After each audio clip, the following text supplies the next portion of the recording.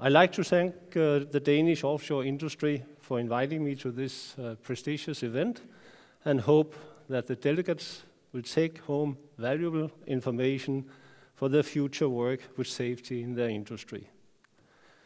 Safety for our people is the highest on the agenda for the oil and gas industry and range on an equal basis as the demand for profit in the mind of senior managers and board members in the industry. There is a non-tolerance of compromising on safety, and constant efforts are made to ensure a safe operation on board the rigs and platforms working offshore. The oil and gas industry has over the past decades been a leader driving improved safety. In comparison to most other industries, it has one of the finest safety statistics. Post-Macondo incident, new initiatives from the industry will further improve safety awareness. For the benefit of some of the participants attending the conference and who are unaware or possess only little knowledge to IEDC, I've taken the liberty to make a few slides informing you about the work we are doing. IEDC was founded in 1940 and thus could celebrate its 70-year birthday last year. IEDC has their head office in Houston, Texas, and they also have offices, as you can see, both in Washington, Denmark, Dubai, Holland, and Thailand. IEDC is a trade association representing the interest of oil and gas and geothermal drilling contractors worldwide. IEDC contract drilling members own virtually all of the world's land and offshore drilling units and drill the vast majority of the wells that produce the planet's oil and gas.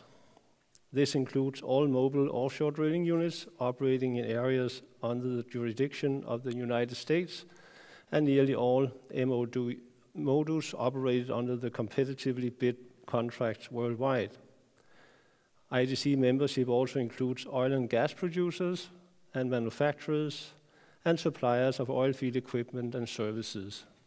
Training and accreditation system is an important part of the work IEDC is performing and have contributed to making our industry a safer workplace. The various committees listed on this slide ensures a constant dialogue within the stakeholders in the oil and gas industry to work with topics of mutual interest.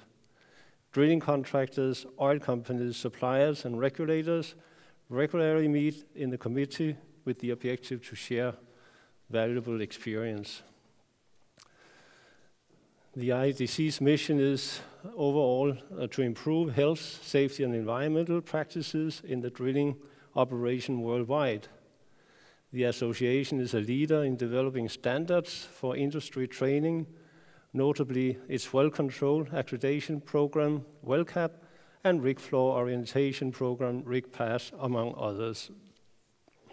IEDC has for decades been working actively with the objective to ensure common rules and best practices in the drilling industry.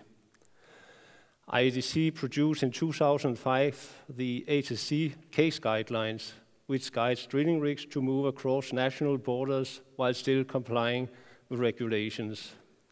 IEDC is in the process of updating these HSE case guidelines together with guidelines for bridging documents, which will ensure that roles and responsibilities are clear and understood by all parties. I've been asked to offer some information as to the status on these efforts. The goals for the IEDC guidelines and objectives are listed in this slide. As you will notice, it is of paramount importance for IEDC to provide best practices for safe operation and to ensure our people can work safely and return home without accidents.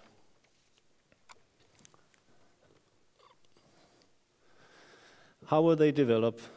Following the Piper Alpha disaster in the UK sector of the North Sea, which on July 6, 1988, destroyed the platform and killing 167 men, with only 62 survivors, a number of new initiatives were taken to avoid similar tragic incidents could occur in the future. One of the initiatives emerging out of the Piper Alpha catastrophe was that IEDC, together with IEDC North Sea chapter, worked diligently to prepare a safety management system with the objective to satisfy the UK HSC regulation for a safety case. This work has since then spread to other areas, such as the countries located around the North Sea, and spreading as far as Australia. The most recent updates, the introductory materials in the guidelines provide clear direction to provide feedback on the guidelines. IEDC monitors regulatory changes as well as feedback from members to develop the text of proposed amendments to guidelines. It has become practice that such proposed amendments are circulated annually in late summer with the view to that being considered for adoption at the meeting of the IEDC HSC Case Users Group that is held annually following IEDC HSC Europe Conference in the fall. Now a little about the new agency in the US, which is abbreviated BOEMRE, and according to my American colleagues, they call it BOMRA. BOMRA, which stands for the Bureau of Ocean Energy Management, Regulation and Enforcement, is the US federal agency responsible for overseeing the safe and environmentally responsible development of energy and mineral resources on the outer continental shelf. They took over the role from MMS post-Macondo.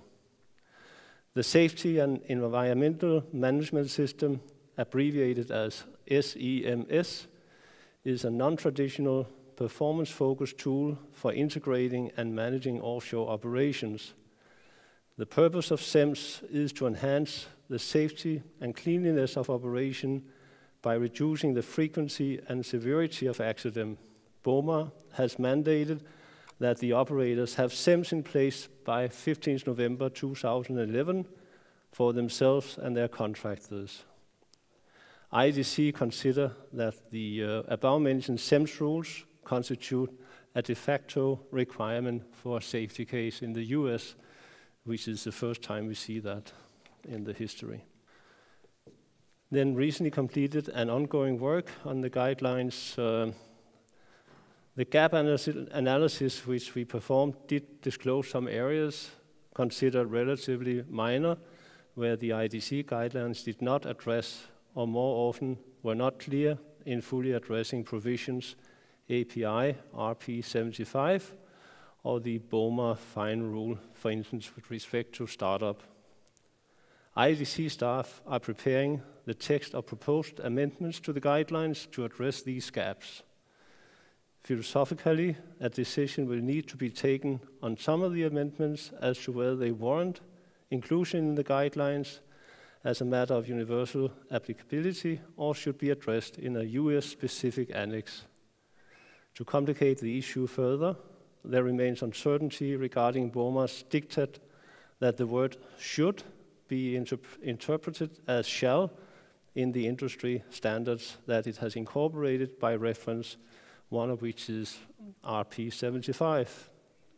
In any case, the guidelines are intended to present good industry practice, not a universal regulation. And then US-specific enhancement, IEDC is also cooperating with the American petroleum industry in developing a new API, Bulletin 97. This bulletin will provide guidance on standardized approach to bridging the contractor and operators' safety management systems for MODUs, as well as serve as a means to assure that there is still a mutual understanding on the well's basis of design, the well execution plan, and critical well activity risk assessment. The guidelines should be formally issued later this year, although drafts of the guidelines have been freely circulated both for comment and use. IEDC is currently involved in activities aimed at producing similar guidelines on bridging arrangement in several regions. while the API bulleting is being developed specifically for operation in the US, the approach and much of the specific content could be useful in other regions where regional guidelines has not been developed. So I have already reached the conclusion, so we'll get closer to our coffee break. But I'd like to thank the participants for taking the time to listen to my presentation and hope you have learned a few things which can make your and your colleagues' future safer. On a last note, I would like to mention again for IADC's purpose that they are holding their annual IADC World Drilling Conference in Denmark for the first time in their history, called World Drilling, where we expect most of the major drilling contractors and their CEOs will participate. And likewise, we will have oil companies and suppliers attending. And it would be nice if the participants in this conference could also take time out of their calendar to participate in this event, which I find will be interesting for all of you. So on that note, I'd like to thank you all for listening in. Thank you.